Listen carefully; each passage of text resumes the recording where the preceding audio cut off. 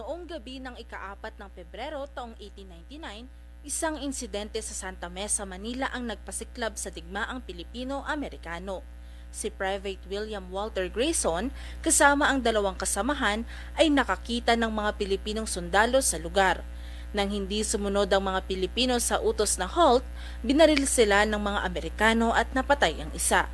Ang insidenteng ito ang nag-udyok ng malawakang labanan na umabot sa Paco at Santa Ana. Si General Artemio Ricarte ang nanguna sa mga Pilipinong sundalo sa Maynila laban sa mas makapangyarihang hukbo ng Amerikano. Bagamat kulang sa armas ang mga Pilipino, tumagal ang digmaan ng halos 3 buwan bago tuluyang nasakop ang bansa. Natapos ang digmaan noong ika-23 ng Marso taong 1901 nang mahuli si Emilio Aguinaldo sa Palanan, Isabela. Gayunpaman, ang paglaban ng mga Pilipino laban sa pananakop ng Amerika ay nagpatuloy sa iba't ibang bahagi ng bansa. Noong ika-4 ng Pebrero taong 2004, kinumpirma ng National Historical Institute o NHI na naganap ang unang putok sa Sosiego Street, Santa Mesa.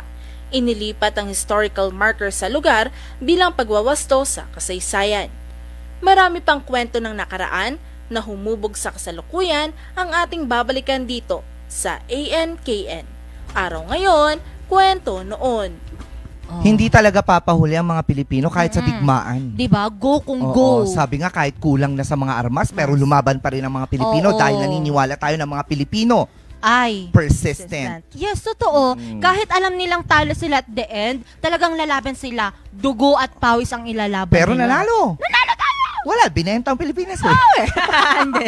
Ewan ko din eh. Oo, Kung bakit din eh. ginawa kasi Ginawa din yun. yun. Oo, pero baka binenta. may story dahilan. naman. Yes. Oo. Pero yun nga, kung hindi din ginawa yun, o di hindi mahuhubog yung hinaharap natin. Oo, diba? Nice. Dahil whatever are the sequences.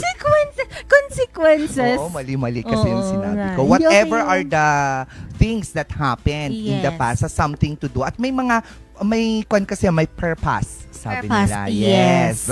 Siyempre, kahit ganun pa man yung nangyari, may mga natalo, may mga nasawi, may mga ganyan. Pero may purpose kasi yun eh.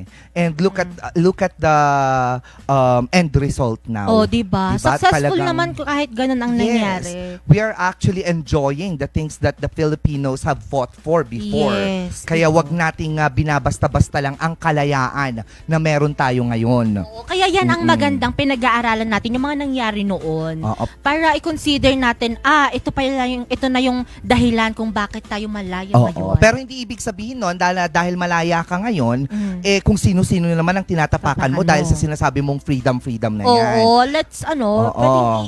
kailangan mag-research tayo. Yes. Hindi pwedeng porket freedom of speech, Oo. pwede ka wag ng ganon. lahat-lahat. Oo, No kailangan naman. wag tayo mang-apak ng ibang tao for our own gain. Because Yes. we believe in the saying What? that when they say it, Oh, don't say it anymore. Yes.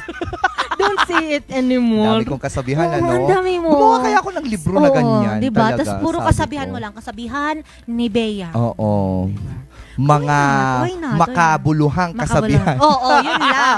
Kung content ang pag-uusapan, Mukhang carry naman, naman, diba? pwede, Sino pwede. kaya mga publishing companies dyan yung pwedeng kumuha ng aking libro? oo. Baka sabihin nila, sarado na po kami. Wow naman ha. Magsasara dahil sa akin. Oo.